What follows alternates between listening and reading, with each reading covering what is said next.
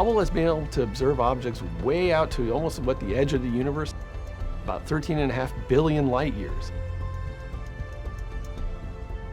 Hubble was never designed or thought it could see that far out, but because of the advances in the instruments that we've been able to put up on the telescope, and also the cleverness of the scientists, they've come up with very interesting observing scenarios, doing these really deep exposures where we just sit there for orbit after orbit after orbit, gathering the photons. We've been able to push Hubble out very, very far.